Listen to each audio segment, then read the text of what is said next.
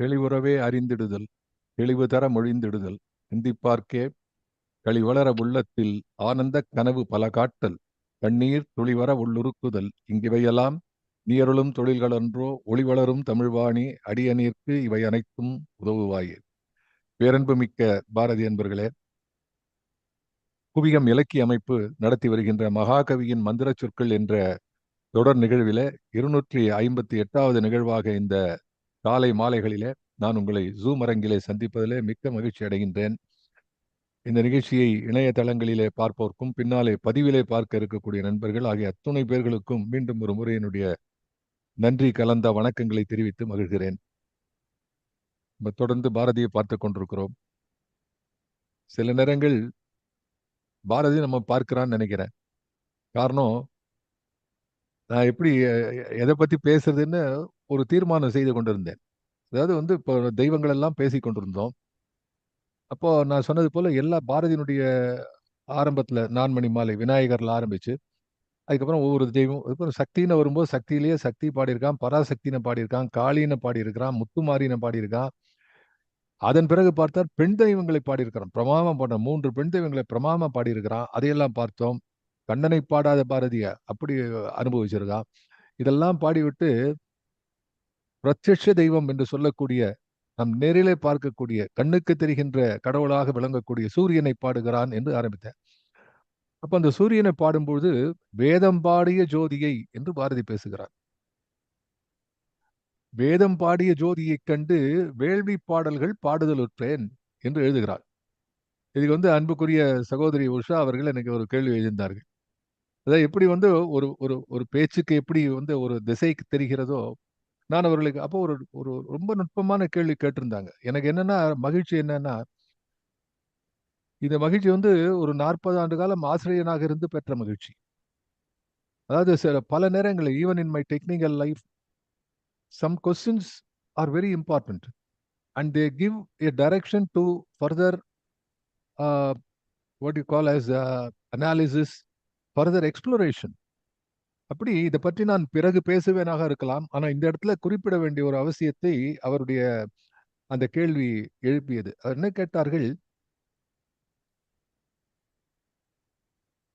வேதம் பாடிய ஜோதியை கண்டு வேள்வி பாடல்கள் பாடுதலுற்றுன்னு பாரதி எழுதியிருக்காரு சார். அப்ப சூரியனை பாடிய பாடல்கள் எல்லாம் வேள்வி பாடல்களா?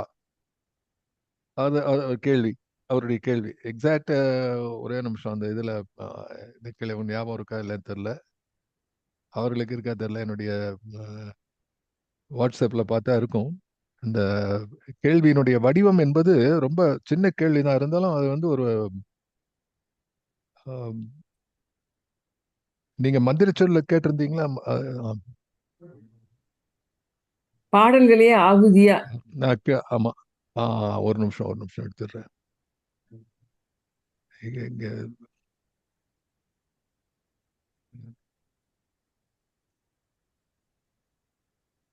எங்க வருதுன்னு தெரியலையே. எனக்கு தனியா கேட்டிருந்தல, மகாகவியில கேட்டிருந்தல? மகாகவியில கேட்டிருந்தேன் சார். நான் ஃபோன் பண்ணேன். இல்ல, ஒரு நிமிஷம். நான் எனக்கே என்கிட்ட இருக்கணுமே அது. 1 மினிட்.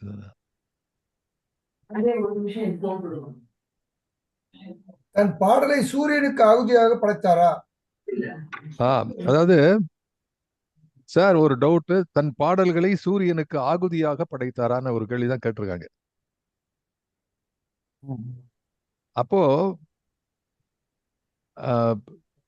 அவர் நல்ல கேள்வி.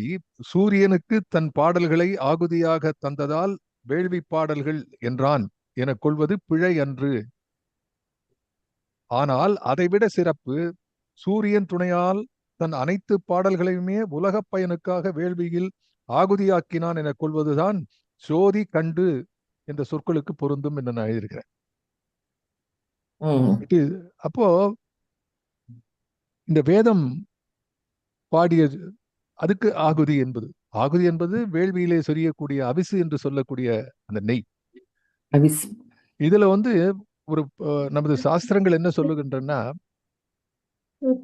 that there should be a contact between விண்ணுலகம் அண்ட் மண்ணுலகம். அது நல்லா புரிஞ்சுக்கணும். இதை பெரும் கவிகள் எல்லாம் செய்திருக்கிறார்கள். தெய்வ புலவர்கள் என்று சொல்லக்கூடியவர்கள் இதை செய்திருக்கிறார்கள். அந்த வரிசையில கம்பன், வள்ளுவன், சேக்கிழார் பெருமான், பாரதி பண்ணியிருக்கார். இதுல பாடல சேர்க்கிறார். அவர் சொல்றார், விண்ணையும் மண்ணையும் இணைத்துத்தான் அவர்கள் பேசியிருக்கிறார்கள். அப்ப நமக்கு பிசிக்கலா நம்ம சாஸ்திரப்படி விண்ணுக்கும் மண்ணுக்கும் ஒரு கான்டாக்ட் இருக்கணும் இல்லையா? இந்த வேள்வி என்ற வேள்வி பாடல்கள் என்று சொல்லும் பொழுது இந்த வேள்விங்கிறது என்ன? பாரதி அதுக்கு வேற ஒரு பொருள் சொன்னான். ஊரு குழைத்திடல் யோகம் நலம் ஓங்கிடுமாறு வருந்துதல் யாகம் என்று யாகத்துக்கு ஒரு பொருள் சொன்னான். ஆனா அந்த வேள்வி என்பதனுடைய பொருள் என்ன என்பது அந்த கேள்வியிலிருந்து எனக்கு அதை பற்றி இதுல என்ன இந்த இந்த பாடல்களிலும் தொடர் பாடல்களிலும் எப்படி இது வருகிறது என்று பார்க்க வேண்டும் என்று ஒரு ஆவல். அப்போ இந்த வேள்வி என்ற ஒரு கம்யூனிகேஷன், இங்க இருக்கிறவங்களுக்கும் மேல இருக்கிறவங்களுக்கும் ஒரு கம்யூனிகேஷன். அப்போ இங்க நமக்கு பிரத்யட்சமா இருக்கக்கூடியது அக்னி. அதனால்தான் அக்னி சாட்சிங்கிறான். அக்னி தான் எல்லாத்துக்கும் சாட்சி. சப்த ஸ்பர்ச ரூப ரச கந்த என்று வேதம் பேசுகிறது. அதுல ரூபத்தை கொடுக்கக்கூடிய முதல் இது பூதம், ஐம்பூதங்களிலே முதல் பூதம் என்பது ரூபத்தை கொடுக்கக்கூடியது அக்னி. மேல இருக்கிறது விண்ணிலகுல இருக்கக்கூடிய அக்னி என்பவன் சூரியன். ரெண்டும் தீ. இந்த நெருப்பிலிருந்து அந்த நெருப்பு, இது ரெண்டுத்துக்கும் இணை. அதுக்கு என்னன்னா, அன்னத்திலே நெய் ஊற்றி அதை அதுதான் அந்த கம்யூனிகேஷன், இந்த கொரியர்ல அனுப்புவாங்களே, அது போல இந்த நெய் என்பது அதுக்கு அன்ன சுத்தினே பேர். இப்போ இந்த அன்னம் தூய்மையான அன்ன வடிவிலே நாம் ஆகுதியாக அதை கொடுத்து இதை மேலிருந்து அனுப்புகிறோம். சார் என்ன சார் இதெல்லாம் அனுப்பினா அவங்க சாப்பிடுவாங்களா என்று கேட்டால், இது ஒன்லி வெஹிக்கிள். இதுல மந்திரங்களை சொல்லி நாம் மேல எடுத்துக்கொண்டு செல்கிறோம். பாரதி இதுல மிக மிக ஆழ்ந்திருக்கிறார். ஏன் அப்படி சொல்றேன்னா, அவன் சூரியனை பாடும்பொழுது இந்த வேள்வியை பற்றி நிறைய சொல்றான். ரெண்டாவது இதுதான் பல இடங்கள் சொன்னப்பா வேதம் என்ற சொல் இருக்கிறது. இந்த வேதம்னு ஒரு சொல் இருக்கிறது. அந்த வேதம் என்ற சொல்லை பாரதி பல இடங்களில பயன்படுத்துகிறார். உங்களுக்கு எல்லாம் தெரியும், நிறைய பாடல்கள்ல அதுவே இப்ப நான் சூரியனை பத்தி பாரதி பாடினது மாதிரி வேதத்தை பற்றி சொன்னால் நிறைய இடத்த சொல்ல வேண்டி வரும். அதுல வேதத்தில் சிறந்த நாடு, 12 உபனிடதும் நூலைங்கள் நூலே, பாரினில் ஏதிறக்கு இதற்கு ஈடு ஏதே என்று கேட்கிறார். மன்னும் இமயமலை எங்கள் மலையே, மாநில மீது இது போல் பிரிதிலையே என்ற அந்த அற்புதமான பாடலிலே கங்கையை பேசுகிறான். 12 உபனிட நூலங்கள் நூலே. அப்படி வேதத்தை பல இடங்களிலும் புகழ்ந்து பேசுகிறான் பாரதி. அது இன்னொரு இடத்துல உங்களுக்கு தெரியும். ஒன்று பரம்பொருள் நாமதன் மக்கள், பாரத மாதா பத்தி பேசுறான். ஒன்று பரம்பொருள் நாமதன் மக்கள் உலகு இன்பக்கேணி. எப்படி சொல்றான் பாருங்க, உலகு இன்பக்கேணி என்றே நன்று பல்வேதம் உரைத்த கை பாரதி நாயகியின் திருக்கை. இதை யாரா சொன்னான்னு கேட்டா, பாரதத்தினுடைய நாயகியாக விளங்கக்கூடிய அன்னை இதை சொல்கிறாள் என்றார். வேதத்தினுடைய பின்னணி இருக்கிறது. அந்த வேதம் தான் எல்லாவற்றுக்கும் அடிப்படையாக இருக்கிறது என்பதை பாரதி இந்த பாடலே குறிப்பிடுகிறான். எவ்வளவு முக்கியமான பாட்டு இது. அது மட்டும் இல்ல, பாரதி வேத ரிஷிகளின் கவிதை என்று நூல் எழுதியிருக்கிறான். வேதத்தை பற்றி பல இடங்களில் எழுதியிருக்கிறான். அப்போ இந்த தெய்வத்தை பற்றி பேசியது, மற்ற விஷயங்கள் எல்லாம் பற்றி பேசியதெல்லாம் எங்கிருந்து அவனுக்கு உணர்ச்சி வந்தது, உயர்வு தெரிந்தது என்று சொன்னால் வேதத்தில் இருந்துதான். இதை நான் தனியா சொல்லல, பல பேர் இதை பத்தி எடுத்து ஆய்ந்திருக்கிறார்கள், பேசியிருக்கிறார்கள்.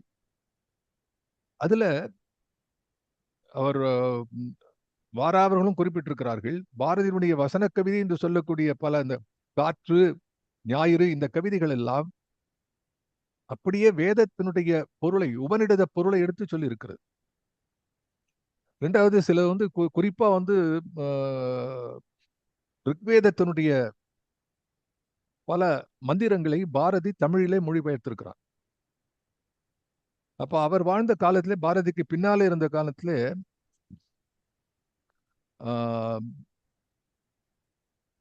சிவ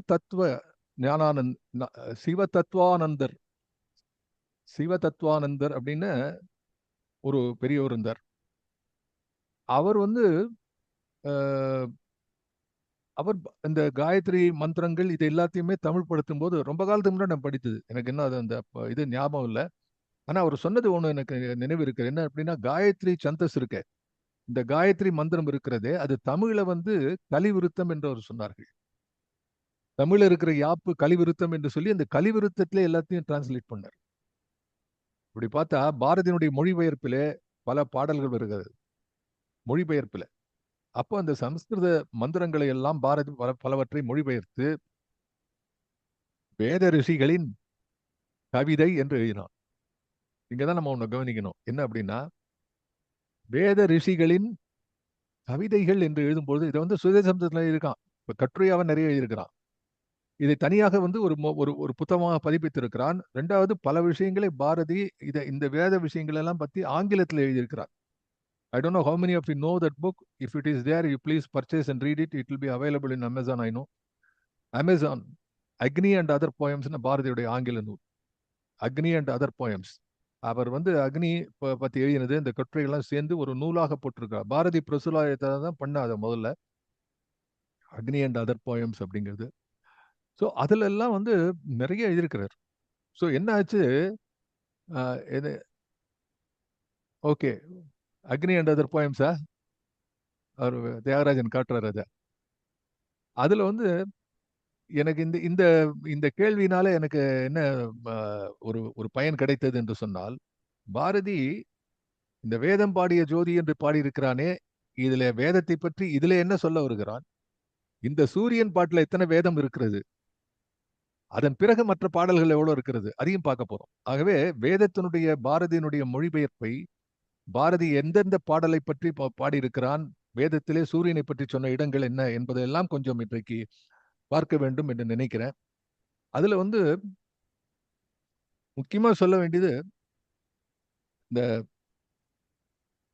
எப்படி வந்து வேத மந்திரங்களுடைய விஷயத்தை பாரதி வந்து எழுதுறான். வேத ரிஷிகள் எப்படி பேசுகிறான்னு பாரதி எழுதுறான். பாரதியுடைய வாழ்க்கை அதாவது 3 விஷயம். சாதாரணமா வந்து இந்த சந்தியாவந்தனம் பண்ணும்பொழுது உபஸ்தான மந்திரம் உண்டு. இந்த உபஸ்தான மந்திரத்துல வந்து எடுத்த உடனே வந்து காலையில இருக்கும்போது மித்ரஸ்ய சஷ்ணி திருதா என்று ஆரம்பிப்போம். அப்போ வந்து சூரியனை மித்ரன் என்று சொல்வார்கள். மாத்தியான்மிகம் பண்ணும்போது அதுக்கு வந்து சவிதா என்ற பெயர் வரும் அதுல உபஸ்தான மந்திரத்திலே. சாயங்காலத்துல பண்ணக்கூடியத்துல என்ன வரும்னா, இமம்மே வருணா என்று வருணனுடைய இமம்மே வருணா ஸ்ருதி வித்தியாஜமடையா என்று அது போகும் உபஸ்தான மந்திரம். இப்ப ஏற்கனவே வந்து இவனுக்கு மித்ரன்கிற பேர் இருக்கு, வருணன்கிற பேர் இருக்கு, சபிதாங்கிற பேர் இருக்கு, சூரியன்கிற பேர் இருக்கு, ஆதவன்கிற பேர் இருக்கு. இது மாதிரி வந்து மார்த்தாண்டம், இப்படி பல பெயர்கள் வந்து அவருக்கு இருக்கிறதுனால அத்தனையும் பயன்படுத்தி இதெல்லாம் வேதத்தில் இருக்கக்கூடிய பெயர்களாக பாரதி எழுதுகிறார். அதுல அவன் எழுதுறான், சுக்ல யஜுர் வேதத்தினுடைய ஒரு மந்திரத்தை எழுதுகிறான். எவனால் ஜோதிகள் உக்கிரமாய் உள்ளதோ, எவனால் ஜோதிகள் உக்கிரமாய் உள்ளதோ, எவனால் சுகம் திறமாய் உள்ளதோ, எவனால் சுவர்க்கமும் சிறந்த நிலையமும் தரிக்கப்படுகின்றதோ, எவனால் வானத்தின் திசைகளெல்லாம் அளக்கப்படுகிறதோ, அந்த எவன் என்னும் தேவனையே அவியுடன் நாடுவோம். அவிசு அதை சொல்றான் அந்த மந்திரத்துல. இதன் நம்மமா என்று அது அதுல வந்து கொடுக்கும்போது அர்க்கியம் கொடுப்பது நீர்ல கொடுப்பார், அது அர்க்கியம்னு பேரு. இதுக்கு பேரு அபிஸ்னு பேரு. இட் இஸ் திடப்பொருள், அதுல இந்த நெய்யும் இருக்கும். அன்பு பூண்ட ரிஷிகள் அனைத்தின் ஒரே புகலிடமான ஒரே மறைபொருளான அவனை காண்கிறார்கள். அவனில் அனைத்தும் ஒன்று சேரும், அவனிடமிருந்தே தோன்றும் விசாலமான அவனே உயிர்களில் ஊடும் பாவமாய் இருப்பவன். இதுல என்ன பியூட்டி அப்படின்னா, இதை தமிழ் படுத்தி படிக்கும் போதுதான் இந்த ரிஷிகள் எல்லாம் ஏன் கவிஞர்கள் இந்த கவிதை என்று பாரதி சொன்னான்னு புரியுது. இன்ஃபேக்ட் அந்த காலத்துல இந்த ரிஷிகள் எல்லாரும் கவிகள். கவிகள் எல்லாம் ரிஷிகளாக இருக்க வேண்டியவர்கள். காரணம், அந்த எதிர்காலத்தை பார்க்கக்கூடிய தன்மையும் ஞானமும் அவர்களுக்கு இருக்கிறது என்ற காரணத்தினாலே அவர்கள் அப்படி பார்த்தார்கள். அப்புறம் ரிக்வேதத்துல சொல்றான், துதிபாடுவோனே என்று பேசுறான், நண்பனே என்று பேசுகிறான். அப்படி இதுல இன்னும் நிறைய விஷயத்த நம்ம அப்பப்போ முடிகிற இடத்துல எல்லாம் நம்ம பார்க்கிறோம். இப்போ நம்ம அந்த மறுபடியும் அந்த பாடலை பார்க்கலாம். எனவே இப்போ இந்த சூரியனை பற்றி என்ன பாரதி பேசுகிறான் என்பதை நாம் மறுபடியும் பார்க்கிறோம். அதுக்கு முன்னாடி இந்த பாட்டு, இந்த சார் சுந்தரராஜன் முதல் பாட்டினுடைய அந்த கடைசி இது, இந்த வேதம் பாடிய ஜோதியை கண்ட அந்த இடம்.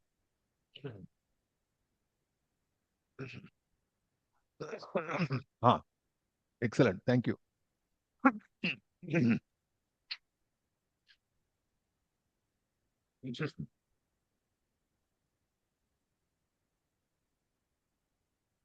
வேதம் பாடிய ஜோதியைக் கண்டு வேள்வி பாடல்கள் பாடுதற்குற்றேன், நாதவார் கடல் இன்னொலியோடு. அதுக்கு என்ன பொருள்? நாதம் என்று சொன்னால் தெரியும் உங்களுக்கு, இசை. அந்த இசை எங்கிருந்து வருகிறது என்றால் அலைகளிலிருந்து வருகிறது. அந்த அலைகளினுடைய ஒலி எப்படி நாதமாகிறது என்று சொன்னால், நாதத்தினுடைய அடிப்படை ஓம் என்ற அந்த பிரணவ ஒலி. அந்த பிரணவ ஒலியைத்தான் அலைகள் பேசுகின்றன. அலைகள் அடிக்கிறதுல ஓம் ஓம்னு கேட்டிருந்தா ஓம் இருக்கிறது, அலை ஓசை என்று சொல்கிறோமே, அதுல நாதம் இருக்கிறது. அந்த இம் என்று இருக்கக்கூடிய அந்த நாதம் இருக்கிறதே, அதை ஏற்படுத்தினாலே அந்த நாத வார் என்று சொன்னால் பெரிய என்று பொருள். நாத வார் கடல். அதுக்கு ஏன் நாதம் இருக்குன்னு சொன்னா, கடல் பெரிதாக இருப்பதால். ரொம்ப சின்னதா இருந்தா இந்த அளவுக்கு வராது. அது அவ்வளவு பெரிய கடலாக இருப்பதனாலே, அந்த கடலிலே அலைகள் அங்குமிங்கும் பாய்வதனாலே ஏற்படக்கூடிய அந்த ஓசை இருக்கிறதே, அந்த ஓசை நலம் இருக்கிறதே, அது ஓமென்ற பிரணவ ஒலியாக காதிலே நாதமாக விழுகிறது. அது நாத யோகம். பாரதி நான் சொன்னது போல போன முறை சொன்னேன், எவ்ரிடே புதுச்சேரியில் இருக்கும்போது கடற்கரைக்கு போய் காலங்காலையிலே எதிர்க்கக்கூடிய அந்த உதிக்கக்கூடிய சூரியனை பார்த்து, அதை பார்த்து கும்பிடுவான். சூரிய நமஸ்காரம் ஒரு பக்கம் யோகம் இருக்கிறது. சூரிய நமஸ்காரா யோகா இஸ் டிஃபரெண்ட். யோகத்துல உடற்பயிற்சி. ஆனா சூரிய தியானம் என்பது, பாரதி பண்ணிய தியானம் என்ன என்று சொன்னால் மனப்பயிற்சி. இந்த சூரியனை உள்ளே வாங்கி கொண்டு இருக்கிறான். அதை பின்னாலே எழுதுகிறான், ஒரு இடத்துல பிரமாதமா எழுதுறான் அதை பத்தி. அது சொல்றான், நற்றமிழ் சொல் இசையையும் சேர்ப்பேன். அங்க அதைத்தான் அவன் பண்ணினான். நான் என்ன பண்ணோம், நேர போறான், போனவுடனே கடற்கரை நிற்கிறான். கடற்கரையிலே அந்த ஓம் என்ற நாத ஒலியை, பிரணவ ஒலியை தன்னுடைய அலைகளின் மூலமாக கொடுக்கக்கூடிய அந்த காட்சி, அந்த அந்த கடலினுடைய பெரிய கடற்பரப்பை பார்க்கிறான். எதிரே சூரியன் வருகிறது. அந்த சூரியனை பார்க்கும்போது, நற்றமிழ் சொல் இசையையும் சேர்ப்பேன். உனக்கு என்ன பண்ணுவேன் அப்படின்னா, அந்த நல்ல என்னுடைய தமிழ் சொல் இருக்கிற கவிதை பாடினேங்கிறான், வேற ஒன்றும் இல்லை. நற்றமிழ் சொல் இசையையும் சேர்ப்பேன். அப்ப கவிதை பாரதி ரொம்ப நன்னா பாடும். டாக்டர் ராமநாதனுடைய புத்தகம் படிக்க வேண்டிய, doctor S Ramanathan, Sangeetha Kalanidhi doctor S ராமநாதனுடைய பாரதியும் இசையும் என்ற இந்த புத்தகம் இருக்கு. ரொம்ப அருமையான விஷயம் எழுதியிருப்பதில்லை. அது மட்டும் இல்ல, பாரதி வாழ்ந்த காலத்திலே பாரதி பாடி யாரெல்லாம் கேட்டிருக்கிறார்களோ அவர்கள் என்ன சொன்னார்கள் என்பதெல்லாம் அது குறிப்பிலே கொடுப்பார். அப்படி பாரதி வாய் திறந்து அப்படி பிரமாதமான நாலேஜ். சுப்பராம சாஸ்திரியோட உட்காந்து பேசியிருக்கார் அவர். ஆகவே அவரை பத்தி என்ன சொல்றது, அத்தனை பாட்டுல இருக்கக்கூடிய அத்தனை நாலேஜ் இருக்கக்கூடிய பாரதி சொந்த பாடல்களை சூரியனை பார்த்து கொண்டு கடற்கரையில நின்று கொண்டு அந்த கடல் ஒலி அலையினுடைய அந்த ஓசைக்கு ஏற்ப அதை நாதமாக, அதை தம்பூராக வச்சுருக்கான். யார் வச்சுருவான் சொல்லுங்க? மேடையில தம்பூரை வச்சுன்னு வித்வான் எப்படி பாடுறாரோ அது போல கடலை தம்பூராக மாற்றிக்கொண்டு கடற்கரை மணலையே மேடையாக்கி சூரியனை தன்னுடைய ஆசானாக நினைத்து எதிரே இருக்கக்கூடிய அந்த சூரியனுக்கு தன்னுடைய வாயினாலே பாடுகிறானே, அதை எழுதுகிறான். எப்படி எழுதுறான்? தமிழ் சொல் இசையையும் சேர்ப்பேன். தமிழ் சொல் பிளஸ் இசைன்னு சொல்லக்கூடாது. அதை விட அழகு என்னன்னா, தமிழ் சொல்லாகிய இசையும் சேர்ப்பேன். தமிழ் சொல்லுக்கே ஒரு இசை இருக்கிறது இல்லையா? ஆக அந்த தமிழ் சொல்லாகிய இசையையும் சேர்ப்பேன். காதம் 1000 ஓர் கணத்துள்ளே. காதம் என்று சொன்னா கிட்ட 15 16 கிலோமீட்டர் ஒரு காதம்ங்கிறது. அதை எழுதுறான். காதம் 1000, அப்படி ஒரு 1000 காதம் ஓர் கணத்துள்ளே கடுகி ஓடும் கதிரினம் பாடி. இப்ப என்ன ஆகுது? டைரக்ட் நான் என்ன பண்றேன், நான் உன்னை துதிக்கிறேன். ஆனா உன்னை நான் எப்படி அறிவது? உன்னிலிருந்து வரக்கூடிய கதிர்கள். இந்த சயின்ஸுடைய பின்னணியை எப்படி கவிதையா வச்சிருக்கான் பாருங்க. We all know the light that you see is not the light of the present but light of the past. The stars that you see is not stars of the present, it is the past, many light years away. அது அங்க அந்த அந்த வேகத்துல வருது, எங்கெங்கோ வருது, தொலைவில் இருந்து. அப்ப நமக்கும் சூரியனுக்கும் இருக்கக்கூடிய ஒரு தொடர் என்னன்னு சொன்னா, சூரியனுடைய கதிர்கள். சின்ன சின்ன வார்த்தைகள்ல பெரிய விஷயத்தை உற்று பார்த்து அதை ஊற்றாக கொண்டு மனதிலே பலவிதமான சிந்தனைகளுக்கு ஆளாக்கி கொள்ளக்கூடிய வசதியை யார் இந்த சின்ன சின்ன சொற்களிலே வைக்கிறானோ அவன்தான் மகாகவி, அவன்தான் கவிஞன். எழுதுறான், காதமாயிரம் ஓர்கணத்துள்ளே கடிகியோடும் கதிரினம் பாடி. சூரியனே, நான் எப்படி உன்னை பாடுகிறேன்னு சொன்னா, உன்னுடைய கதிரை பாடி. அந்த கதிர் எப்படி வருகிறதா? ஒரு ஆயிரக்கணக்கான மைல்களை கண நேரத்திலே கடந்து, அப்படின்னா எவ்வளவு ஸ்பீடு இருக்கணும் பாரு. அவ்வளவு ஸ்பீடுல வருது. அதுல கூட இன்னொரு ஒரு அழகு நான் பார்க்கிறேன். நீங்கள் எல்லாம் சயின்ஸ் படித்தவர்கள். கடுகி ஓடும் கதிரினம் என்கிறான். என்ன சார், நெல்லினம் புதினம் இதெல்லாமோ இனம் இனம் என்று சொல்லுவாங்க. கதிருக்கு என்ன சார் இனம்னு கேட்டா, that's what we call as a spectrum. Today in science we are talking about the rainbow. ஒரு பக்கம் இன்ஃப்ராரெட், இன்னொரு பக்கம் அல்ட்ரா வயலட். இந்த ரேஞ்சில் இருக்கு கதிரினம்ங்கிறான். Spectroscopy has become one of the major medical instruments also.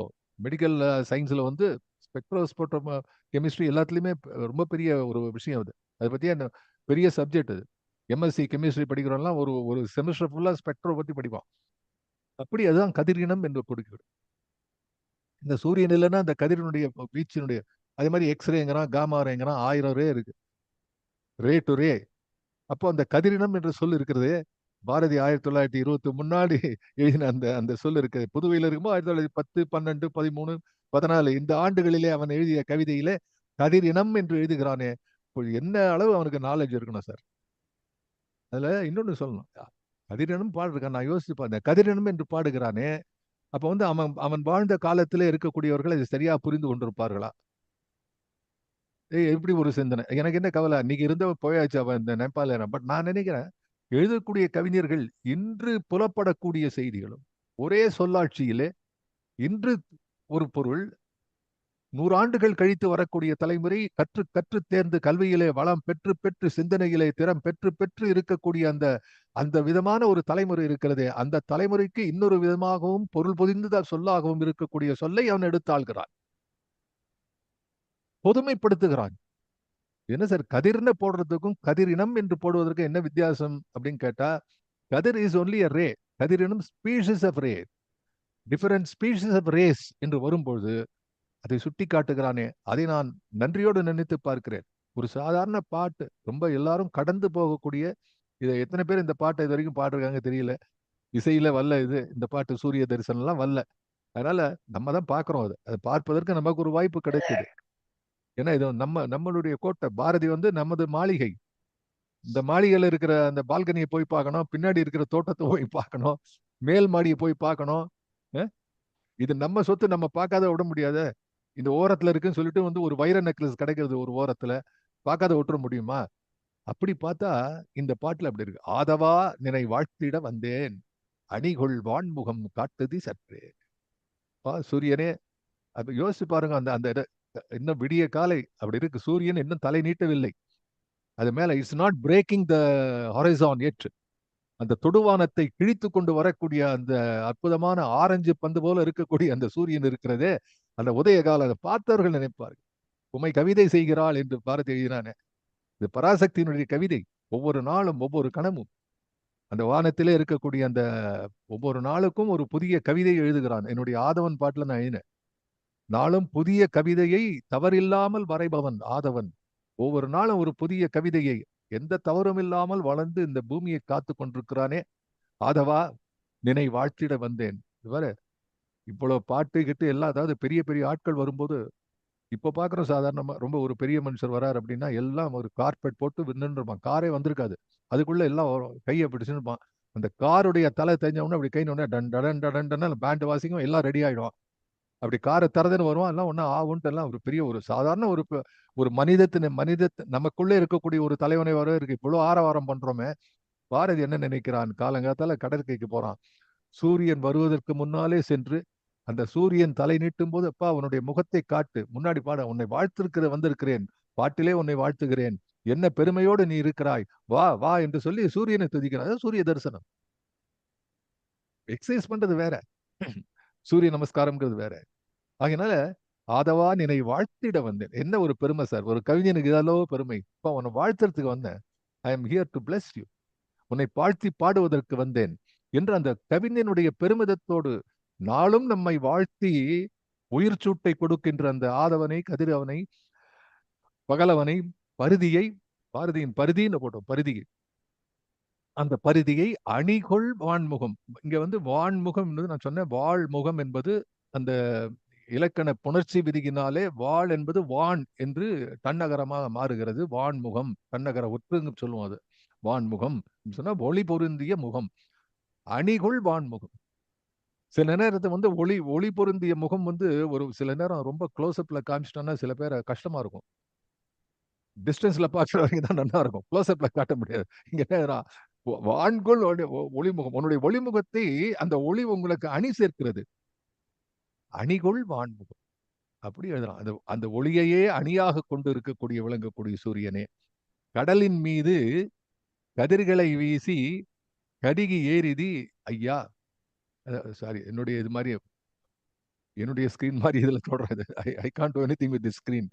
Anyway, so இந்த பாட்டு இப்படி முடிகிறது. வேதம் பாடிய ஜோதியை கண்டு வேள்வி பாடல்கள் பாடுதற்குற்றேன், நாதவார் கடலின் இன்னொரு கடலின் ஒலியோடு நல்ல தமிழ்ச்சொல் இசையையும் சேர்ப்பேன், காதமாயிரம் ஓர் கணத்துள்ளே கடிகியோடும் கதிரினம் பாடி ஆதவா நினை வாழ்த்திட வந்தேன், அணிகொள் வான்முகம் காட்டுதி சற்றே.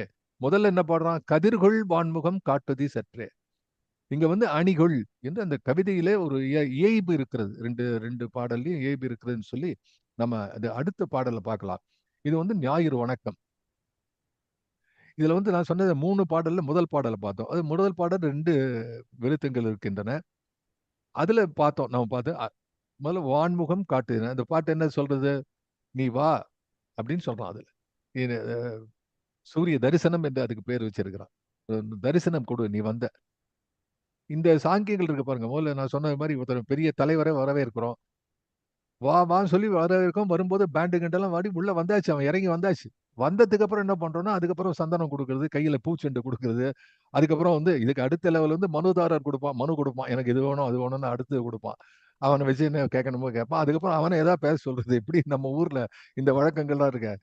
பாரதி இதையெல்லாம் சூரியனுக்கு செய்கிறார். இந்த சூரியனை கூப்பிடுறான். அதுக்கப்புறம் ஞாயிறு வணக்கம். ஞாயிறு பூரா வருது.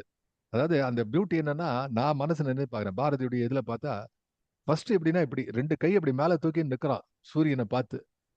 சூரிய தரிசனம் மேல பார்த்து இப்படி 2 கையை தூக்கி நிற்கிறான். சூரியன் பக்கத்தை ஒன்று இப்படி கையை கூப்பிக்கிறான். இது ஞாயிறு வணக்கம், உன்னை என்னுடைய வணக்கத்தை தெரிவித்துக் கொள்கிறது அந்த பாட்டு. இந்த பாட்டுல வந்து இந்த பாட்டுல ஒரு முக்கியமான செய்தி என்ன அப்படின்னா, இதுல வந்து ஞாயிறுக்கும் மண்ணுக்கும் உள்ள தொடர்பை கொண்டு பேசுகிறான். அதுதான் இந்த பாடலுடைய sum and substance of this song. இந்த செகண்ட் சாங் ஞாயிறு வணக்கத்துல என்ன அப்படின்னா, மண்ணுக்கும் விண்ணுக்கும் உள்ள தொடர்பை அவன் பேசுகிறான். அது பார்க்கலாம் எப்படின்னு. கடலின் மீது கதிர்களை வீசி கடிகி வான்மிசை ஏறிதி ஐயா, படரும் வானொளி இன்பத்தை கண்டு பாட்டுப்பாடி மகிழ்வன புட்கள், உடல் பரந்த கடலும் தன்னுளே ஒவ்வொரு நுண்துளியும் விழியாக சுடரும் நிந்தன் வடிவை உட்கொண்டே சுருதி பாடி புகழ்கின்றது இங்கே. I was amazing.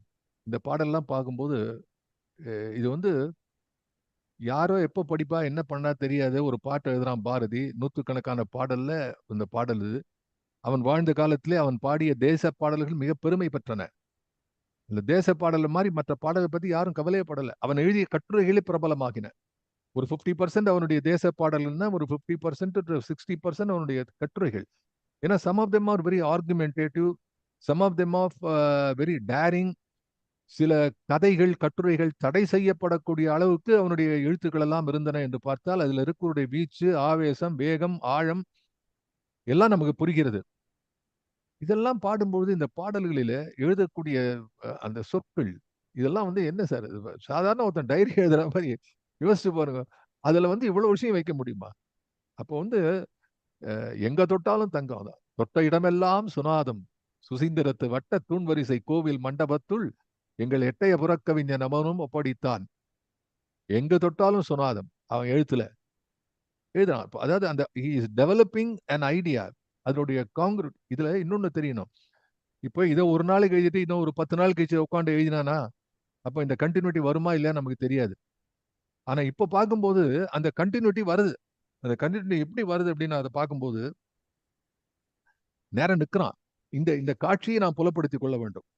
அவ வந்து அப்பதான் நமக்கு வந்து இது சரியா புரியும். நீ வெளியில வா, சூரிய தரிசனம் வந்துட்டான், வெளியில வந்துட்டான், வந்த உடனே அடுத்து சொல்றான் பாருங்க இந்த ஞாயிறு வணக்கத்துல முதல்ல என்னன்னா, கடலின் மீது கதிர்களை வீசி கடுகி வான்மிசை ஏறுதி ஐயா. கடலின் மீது கதிர்களை வீசி கடுகி வான்மிசை ஏறுதி. வந்தாச்சு, இன்னும் கொஞ்சம் வேகமா வா மேல. That is also science. The breaking of the sun takes longer time. அந்த அந்த அந்த ஒரு கிட்டத்தட்ட ஒரு 15 நிமிஷம் அப்படியே அந்த மங்களா தெரிஞ்சு ஒளி லேசா வரும். But once it start going up, then it becomes faster. மேல அப்படி ஏறது நமக்கு தெரிய ஆரம்பிச்சிடும். அப்படி மேல திரும்பி பார்க்கறதுல மணி 9, 10, 11 மேல போயிடும் சூரியன். கடலின் மீது கதிர்களை வீசி கடுகி வான்மிசை ஏறுதி ஐயா. வேகமாக நீ மேலே வா, உன்னை முழுதாக நாங்கள் கண்டுகொள்ள வேண்டும். படரும் வானொளி. இதை வந்து சில பதிப்புல வந்து வான் ஒலின்னு போட்டிருக்கான். அந்த லீ கிடையாது, லீ, இது லைட், வான் ஒளி. படரும் வான் ஒளி இன்பத்தை கண்டு பாட்டு பாடி மகிழ்வன புட்கள். First this is also science. இதில் சயின்ஸுங்கிறது கிடையாது. இயற்கையை பார்த்தவர்கள் கிராமத்துல இருக்கிற உடனே சொல்லுவார்கள். நகரத்துல இருக்கிற பசங்களுக்கு எல்லாம் தெரியுமா இல்லையான்னு தெரியாது. சிறுவர்கள்லாம் எப்படி அனுபவிப்பாங்க. பசங்க அங்க போவோம், கடற்கரை பார்ப்பான். முதல்ல வந்து குரல் கொடுக்கிறது பறவை சார். அது வருவதற்கு முன்னாடி அந்த விடியற் காலையிலே கொடுக்கக்கூடிய பறவைகள் அது மகிழ்ந்து பாடுவ புட்கள் என்று எழுதுறாங்க. அதுக்கு என்ன காரணம் அப்படின்னா, முக்கியமான காரணம் வந்து ராத்திரியில இருக்கக்கூடிய, இரவு நேரத்தில் இருக்கக்கூடிய அந்த குளிர், அது பறவைகளுக்கு அவ்வளவா தாங்காது. அப்படி உடம்பு செலுத்த உட்காந்துருக்கும். ரெண்டாவது வந்து ஈரப்பதம். இந்த சூரியன் வந்து எப்போ வந்து அந்த இறக்கையில இருக்கக்கூடிய அந்த ஈரப்பதத்தெல்லாம் நீக்கி அது லைட் ஆறுதோ, அது உடம்பு சூடான உடனே அந்த இறக்கைகள் எல்லாம் அது வந்து ரொம்ப லைட் ஆயிடும். It is able to. மழையில பறக்க முடியாது. இப்ப மழையெல்லாம் தண்ணியில நனைஞ்ச பறவையெல்லாம் பறக்க முடியாது. காரணம், அந்த இறக்கையை அசைக்க முடியாது, சிறகுகளை.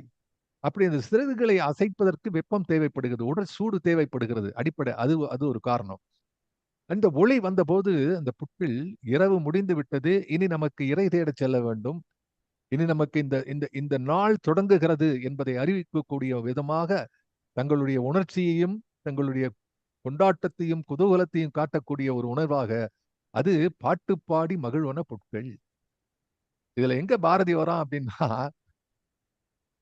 பறவையெல்லாம் சப்த ஜாலங்கள் செய்தன. அந்த காலத்துல எழுதுவார்.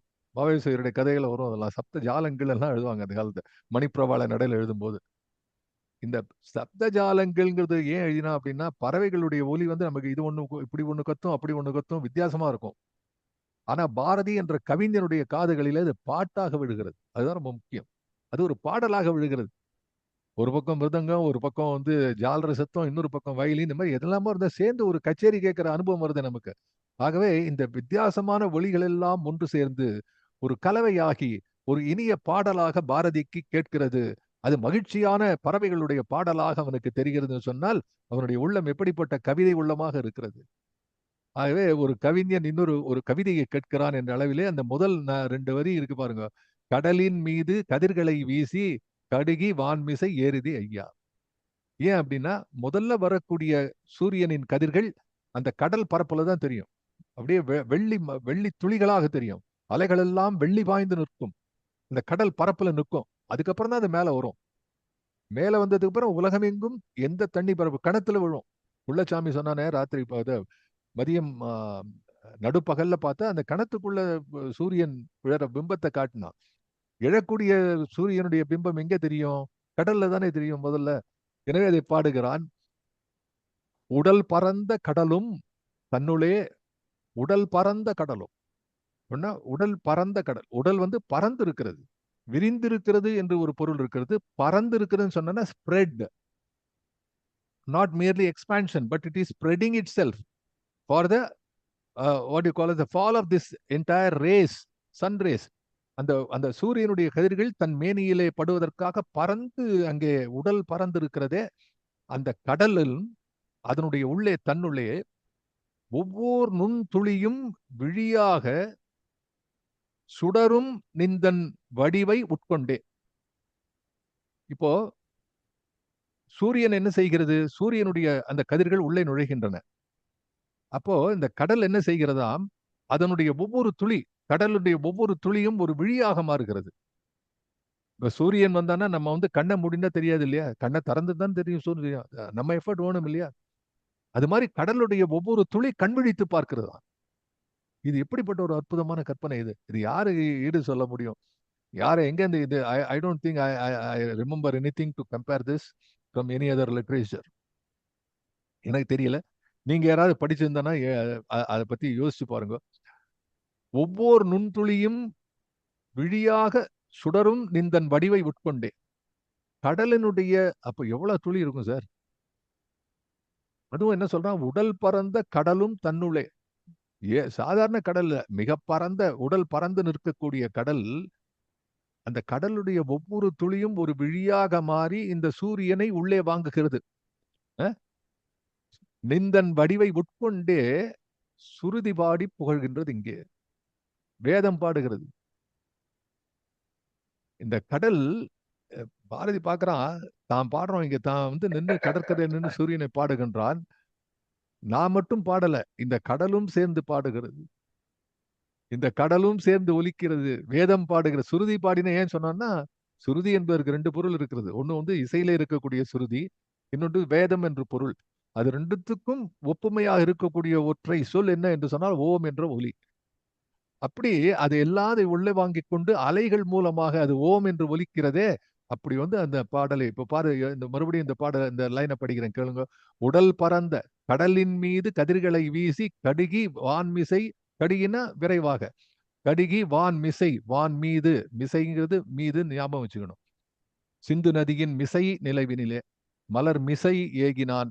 அப்படி மிசை என்பது வெறும் அசைச்சொல் இல்ல, அதுக்கு பொருள் இருக்கிறது. கடுகி வான்மிசை, வான் மீது ஏறுதி ஐயா. ஏறுதி என்றது வினைச்சொல். ஏறுதி ஐயா, ஐயா என்பது தலைவனே என்ற பொருள் சொல்லலாம். படரும் வான் ஒளி இன்பத்தைக் கண்டு, இந்த ஒளி பரவுதலைக் கண்டு பாட்டுப்பாடி மகிழ்வன புட்கள், புட்கள் பறவைகள். உடல் பரந்த கடலும் தன்னுளே ஒவ்வொரு நுண்துளியும். அதுல பியூட்டினா ஒவ்வொரு துளியும்னு சொல்லல, ஒவ்வொரு நுண்துளியும். It is not drop but micro drop. What a way how he is explaining himself. எப்படி எந்த விதமான குழப்பம் இல்லாம தெளிவாக சொல்கிறான். அதுல நுண்துளின்னு சொல்லும்போது இவனுடைய பார்வை இருக்கிறது இல்லையா? அதுதான் நம்ம பார்க்கிறோம். அந்த நுண்துளியை பேசக்கூடிய கவிஞனின் கண்கள் அந்த நுண்துளியை பார்க்கக்கூடிய பார்வையில் இருக்கின்ற.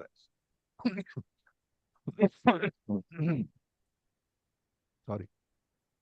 இப்படி ஒவ்வொரு நுண்துளியும் விழியாக சுடரும் நிந்தன் வடிவை உட்கொண்டே. அது உள்ள சாப்பிடுறதா. உட்கொண்டு என்று சொல்லுது என்ன பொருள்? கிரகிக்கிறது. சம்ஸ்கிருதத்துல கிரகித்தல் என்பார்கள். நாம் உட்கொண்டதுன்னு சொல்லுவோம். ஆங்கிலத்துல அசிமிலேஷன் என்று சொல்வார்கள். அசிமிலேட். அப்படி இதை அசிமிலேட் செய்கிறது. நின் வடிவை உட்கொண்டே. அப்ப நின் வடிவு என்பது என்ன? கதிர்களாகிய உன்னுடைய வடிவு, உன் ஒளி என்ற வடிவம் இருக்கிறதே, அதை உட்கொண்டு சுருதிபாடி புகழ்கின்றது இங்கே. So they are all joining.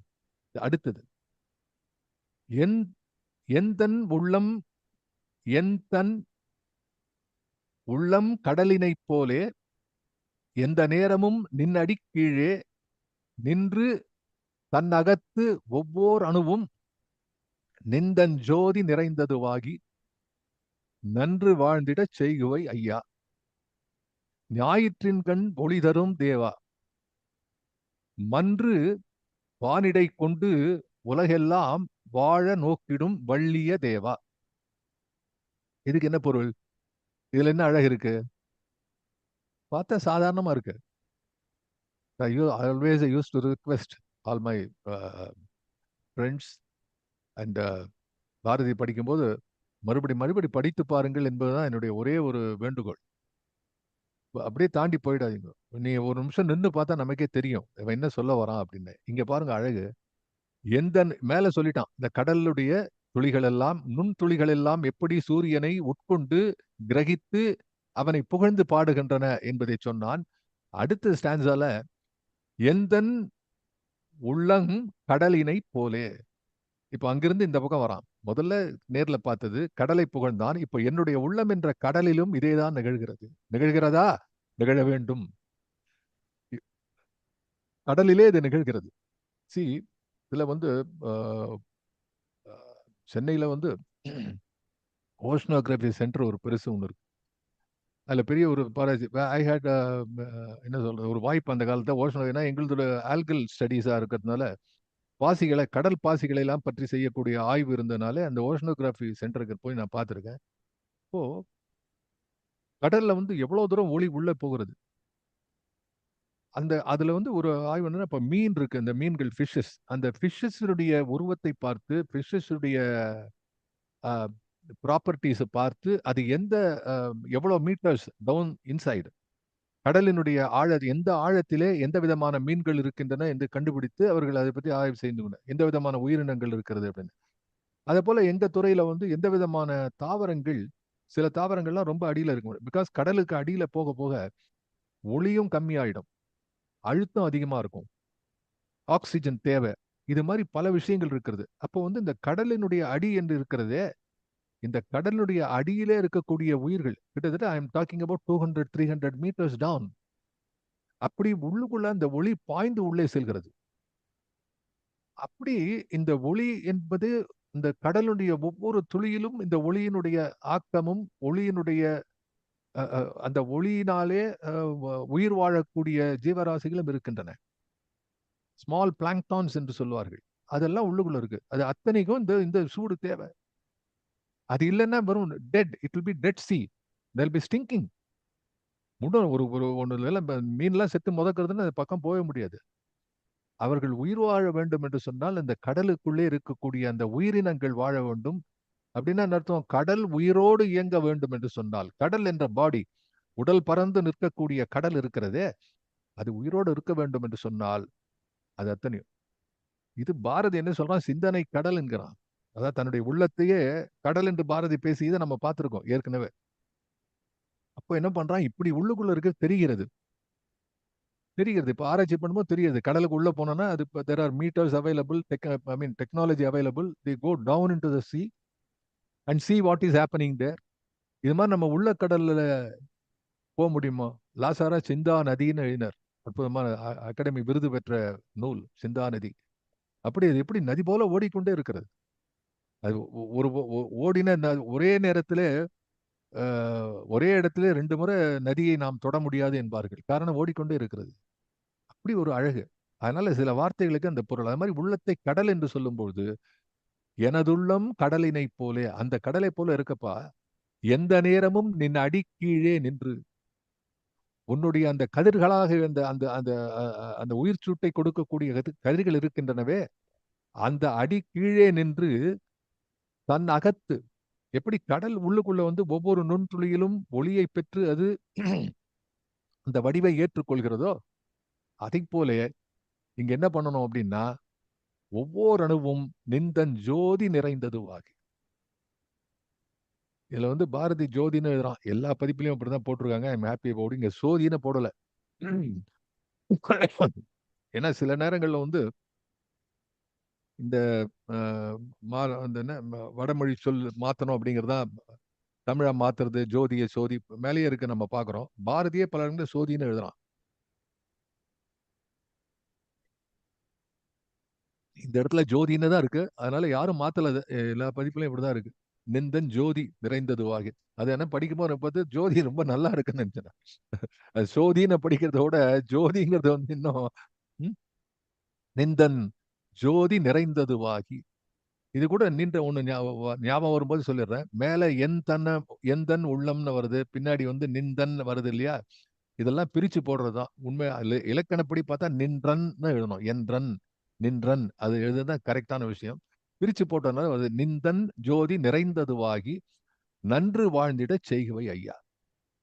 அப்போ there is a layer behind. அந்த பக்கம் அந்த கடைசியில தொடுவானத்தை பிளந்து கொண்டு வருகிறது சூரியன், இடையிலே கடல் பறந்து நிற்கிறது. பாரதி கடற்கரையிலே நிற்கிறான். அவன் பார்க்கிறான், நீ வரக்கூடிய சூரியனை இந்த கடல் எப்படி உள்வாங்கிக் கொண்டு உயிரோடு பறந்து நிற்கிறதோ, அதை போலே என் அகக்கடலிலே உன்னுடைய ஒவ்வொரு துளியும் உள்ளே விழுந்து என்னை உயிர்ப்பிக்க வேண்டும் ஐயா என்று அந்த கடலிலே உதாரணம் காட்டி சொல்றான். அதாவது இந்த பாட்டுல இருக்கக்கூடிய அழகு என்னன்னா, நான் எங்க நிக்கிறேன், என்ன பண்றேன் அப்படிங்கறத வந்து கவிதை நடையிலே இந்த கவிதையிலே காட்டுகிறான். அதுல அவ்வளவு அற்புதம் தெரிகிறது. நன்று வாழ்ந்திட நிந்தன் ஜோதி நிறைந்ததுவா. இங்க நிந்தன் ஜோதி நிறைந்ததுவாகினா எப்படி நிறைய வேண்டும்? மேல இருக்கிறது. உடல் பரந்த கடலும் தன்னுள்ளே ஒவ்வொரு நுண்துளியும் விழியாக சுடரும் நிந்தன் வடிவை உட்கொண்டே. ஒவ்வொரு துளியும் ஒரு விழியாக கண்ணாக மாறி உன்னுடைய உருவை, இந்த ஒளி உருவை உட்கொண்டது இல்லையா, அதை நீ எனக்கு செய்ய வேண்டும்.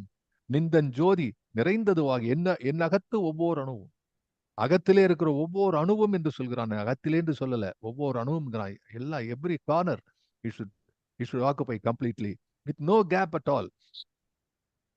ஞாயிற்றின்கண் ஒளி தரும் தேவா.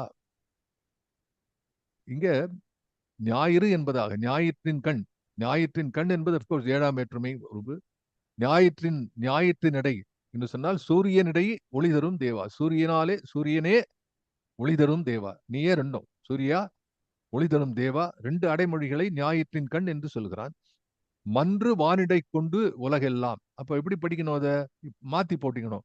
வானிடை மன்று, வானை மன்றாக மன்றுன்னா மேடைன்னு அர்த்தம். மன்றுனா ஒரு இடம். இந்த மன்றிலே பேசுகிறேன், இந்த மன்றம், தமிழ் மன்றம்ங்கிற மாதிரி மன்று. அந்த மன்று எது உனக்கு? வானிடை மன்று. வானமே மன்றாக அமைத்து கொண்டு உலகத்தை எல்லாம் வாழ நோக்கிடும் வள்ளிய தேவா. வள்ளியன்னா வள்ளல்னு அர்த்தம். அதாவது மிகுதல் என்று பேர் இதுக்கு. வள்ளல் என்பது ஒன்று, சில நேரத்து வலித்தல் இருக்கும். அது மாதிரி வள்ளிய என்று சொல்லக்கூடியது. வள்ளல் தன்மையை வள்ளியத்தன்மை என்று சொல்வார்கள். அப்படி வள்ளிய தேவா. இந்த வள்ளிய என்பதற்கான பொருள் அப்படியே மேல இருக்கு. இந்த வள்ளிய தேவா என்று கடைசியில் தான் அந்த 2 பாட்டு 2 ஸ்டான்ஸாக்கு அப்புறம் தான் கடைசியில் தான் சொல்றான். என்ன பொருள்? நீ இத்தனை செல்வத்தை எங்களுக்கு கொடுக்கிறாய், நீ கடலை உயிரோடு இருக்கிறாய், என்னுடைய அகத்திலே புகுந்து என்னை வாழ்விக்க இருக்கிறாய், என்னை போல அத்தனை உயிர்களுக்கும் வாழ வைக்கக்கூடிய தேவா, ஆதவா, நன்று வாழ்ந்திட, எல்லாரும் நன்று வாழ்ந்திட செய்கவே ஐயா. எனவே வள்ளிய தேவா, வள்ளலே என்று சொல்கிறான். இதுக்கு அடுத்ததுதான் ரொம்ப முக்கியமான பாடல். அதுல என்ன? காதல் கொண்டனை போலும் மண்மீதே. இங்கதான் இந்த நாயகா நாயகி பாவம் இருக்கிறது. இந்த நாயகா நாயகி பாவம் பாரதியுடைய பாடல்ல இது வேதத்திலும் இருக்கிறது. வேதத்திலே இருக்கக்கூடிய இந்த பாடல், அதுல அந்த வேதம் பேசுகிற இடம் ஒரு இடம் என்ன அப்படின்னா, இந்த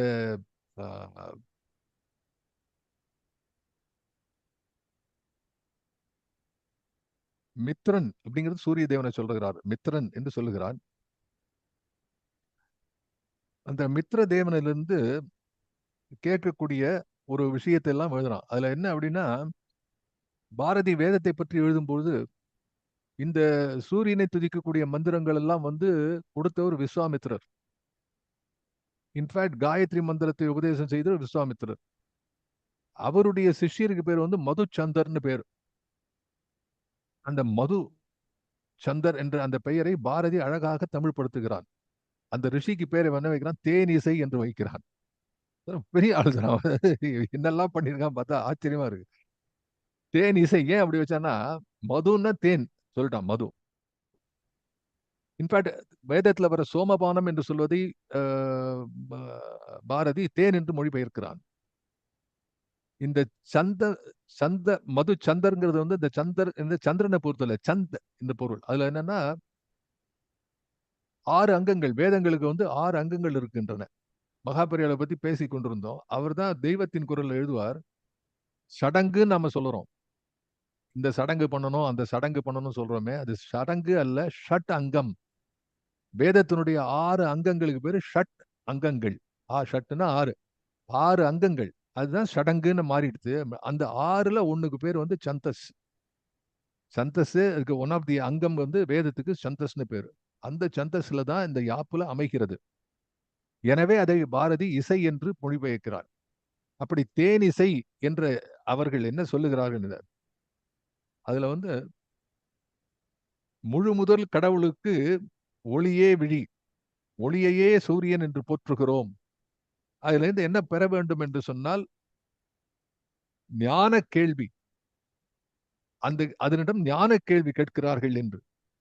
அந்த ஞான கேள்வியை கேட்பது எப்படி, இதுல இருந்து எப்படி இதெல்லாம் பெற வேண்டும் என்பதை பாரதி அந்த வேத ரிஷிகளுடைய அந்த கதையிலே, அந்த கவிதையிலே, முன்னுரையிலே எழுதுகிறான். இதை இன்னைக்கு நான் ஒரு சில லைன்ஸ் இதுல படிச்சு காட்டுறேன். வேதம் இதை பத்தி பாரதி இந்த குறிப்பா இதுல நாயகா நாயகி பாவம் வருகிறது இந்த 3வது ஸ்டான்ஸால. This is the stanza for the second one, the last stanza for the second song. இவன் எங்கிருந்து பெறுகிறான் என்று சொன்னா காசி. காசியில பாரதி வேத ரிஷிகளுடைய கவிதையுடைய முகவரியில பாரதி எழுதுகிறான். I'm coating Bharathi. ஸ்ரீ காசியில், காசிக்கு பேரு ஸ்ரீ காசி என்று எழுதுகிறான். என்ன, அதாவது புனிதமா எழுதக்கூடியது, அந்த ஒரு காலத்தினுடைய பழக்கம். ஸ்ரீ காசியில் இந்து சர்வகலா சங்கத்திற்கு அஸ்திவாரக்கல் நாட்டிய போது பல வித்வான்கள் வந்து உபன்யாசம் செய்தார்கள். மணிப்பிரவாளம், ஐ திங்க் உங்களுக்கு புரியுதுன்னு நினைக்கிறேன். பல வித்வான்கள் வந்துன்னா பல பண்டிதர்கள், பல அறிவாளிகள் வந்து உபன்யாசம் செய்தார்கள், சொற்பொழிவாற்றினார்கள். இவற்றுள்ளே நவீன சாஸ்திரம் என்று சயின்ஸ் பண்டிதர்களின் சிகாமணியாக விளங்கும் the head of such scholars ஸ்ரீமான் ஜெகதீச சந்திர வசு. யாரு ஜெகதீச சந்திர வசு? ஜெகதீஷ் சந்திர போஸ். அது வந்து ஜெகதீச சந்திர வசு செய்த உபன்யாசம் மிகவும் மாண்புடையது. எந்த காலத்துல 1918 அந்த மாதிரி.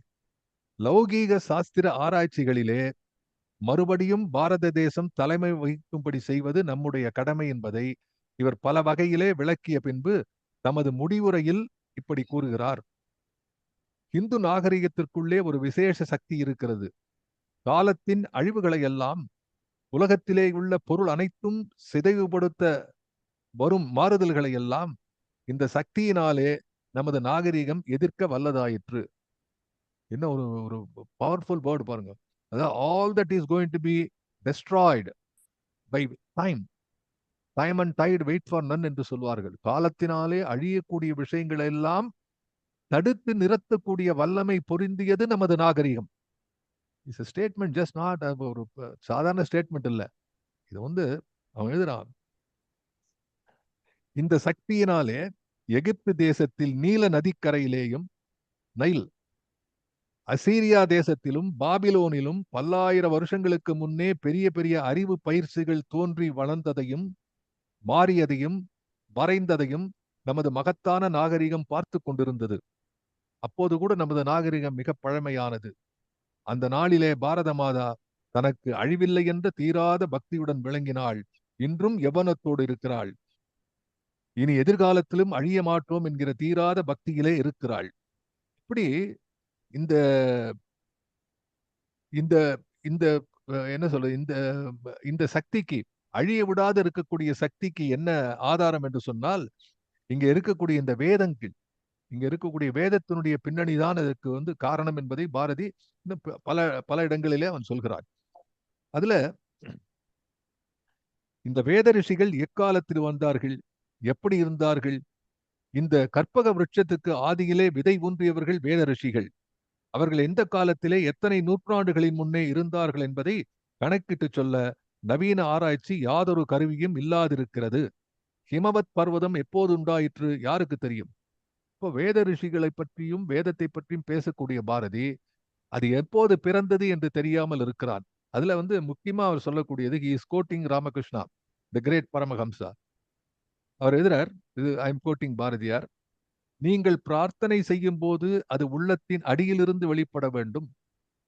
பிறகு சிறிது காலம் காத்து கொண்டிருந்தால் எனது தாயாகிய ஜெகதம்பியை உங்கள் பிரார்த்தனை நிறைவேற்றி கொடுப்பாள் என்று சொன்னார்.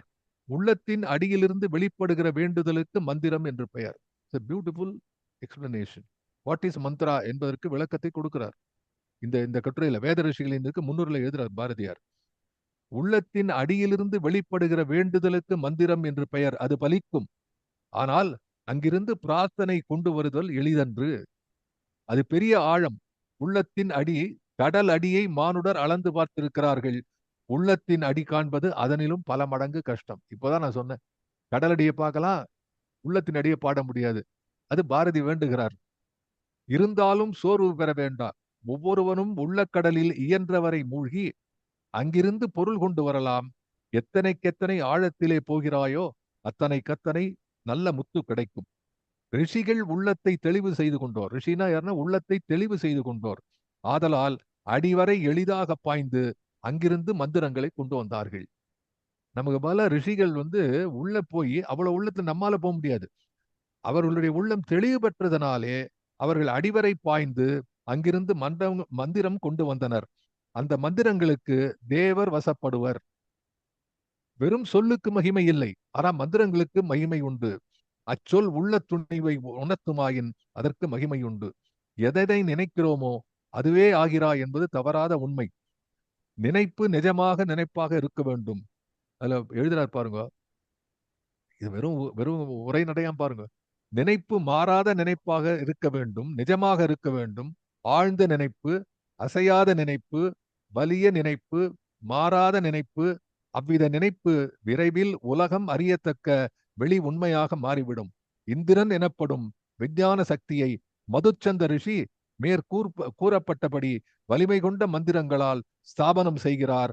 அந்த மந்திரங்கள் கவிதை இடத்தில் திகழ்கின்றன. இப்படி என்ன இதை மேலும் பார்க்கலாம். பட் இதுதான் முன்னுரையில் எழுதுறாரு. இதுல சப்ஸ்டன்ஸ் என்ன அப்படின்னா, இந்த வேத மந்திரங்கள் இருக்கின்றனவே, இந்த வேத மந்திரங்கள் ரிஷிகள் கொடுத்த இந்த மந்திரத்தை நாம் பயன்படுத்தி இந்த சூரிய உபாசனையிலே, சூரிய தரிசனத்திலே, ஞாயிறு வணக்கத்திலே பாரதி கொண்டு வருகிறார். ஏன்னா இதுதான் இருக்கக்கூடிய what you call as the practical aspect. இதுவரை பாடிய தெய்வங்கள் எல்லாம் கண்ணால காணாத தெய்வங்கள், நாம் கற்பனையிலே வடித்துக் கொண்ட உருவங்கள். எப்படி இருக்கும் சிவனையும் இதெல்லாம் பார்க்கும்போது அது அந்த அந்த ஒவ்வொரு தெய்வம், சரஸ்வதி இப்படி இருக்கிறாள், லட்சுமி தேவி இப்படி இருக்கிறாள், இப்படி எல்லாம் பாரதி பாடி இருக்கிறான், எல்லாத்தையும் பாடி இருக்கிறான். ஆனா அந்த அத்தனையிலையும் பாடக்கூடியவன் அதிலே உள்ளூராக இருக்கக்கூடிய இந்த வேத மந்திரங்களுடைய பொருளை விளக்கக்கூடிய சூரியனை பாடும்பொழுது அவனுடைய துணி மாறுகிறது. அது என்ன என்று சொன்னால், வேத ரிஷிகள் பாடிய மந்திரங்களை அப்படியே எடுக்கிறான். இன்னொன்னு வேத ரிஷிகளின் கவிதையை பாரதி அப்படியே கவிதையா மொழி பெயர்க்கல, அதை வசனமாகவும் உரைநடையாகவும் மொழிபெயர்க்கிறார். அதுக்கு முக்கிய காரணம் அந்த சந்தஸ்ல பாட முடியாதுன்னு. அவர் நான் சொன்ன சிவ தத்துவானந்தர் எல்லாம் பாடியிருக்கிறார், சில பேர்லாம் மொழிபெயர்த்திருக்கிறார்கள், கவிதையாக செய்திருக்கிறார்கள், கலிவிருத்தத்தில் செய்திருக்கிறார்கள். அது ரொம்ப கஷ்டமா, அதுக்கும் பொருள் புரியாது. ஆனா பாரதி எளிமையாக்கி நமக்கு அதை தடுக்கிறானே, அந்த நுட்பத்தை எங்கெல்லாம் இந்த பாடலிலே, சூரியன் பாடலில் வைத்திருக்கிறான் என்பதை நாம் தொடர்ந்து பார்க்கிறோம். ஆக இன்றைய தினம் கொஞ்சம் சூரியன் கடலை விட்டு வெளியில வந்திருக்கு. இன்னும் பூரா வெளியில உச்சி வெயில் ஆல கொஞ்சம் கொஞ்சமா வருது. But I am amazed. நான் உங்களை மாதிரியே நானும் புதிதாக கேட்கிறேன். நான் பேசும்போதே நான் பேசுவதை நான் புதிதாக கேட்டுக்கொண்டிருக்கிறேன். காரணம், நான் என்ன பேச போறேன்னு எனக்கு தெரியாது. நான் இதை பார்த்து பேசுறேன். பேசும்போது நானும் புதிதாக உணர்கிறேன். அந்த அற்புதமான சூரியனுடைய ஆற்றல் பொருந்திய ஒளிச்சூடு நம் அனைவர் மீதும் படரட்டும். நமது தேகங்கள் நலங்கள் ஆகட்டும். அன்புக்குரிய ஏகேவி அவர்கள் நல்ல பூரண நலம் பெற்று அவர்கள் நம்முடைய அடுத்ததில் அதை பேசட்டும் சொல்லி அவருக்கும் என்னுடைய வாழ்த்து. இந்த கேட்கக்கூடிய அத்தனை நண்பர்களுக்கும் வாழ்த்து கூறி விடைபெறுவேன். நன்றி, வணக்கம்.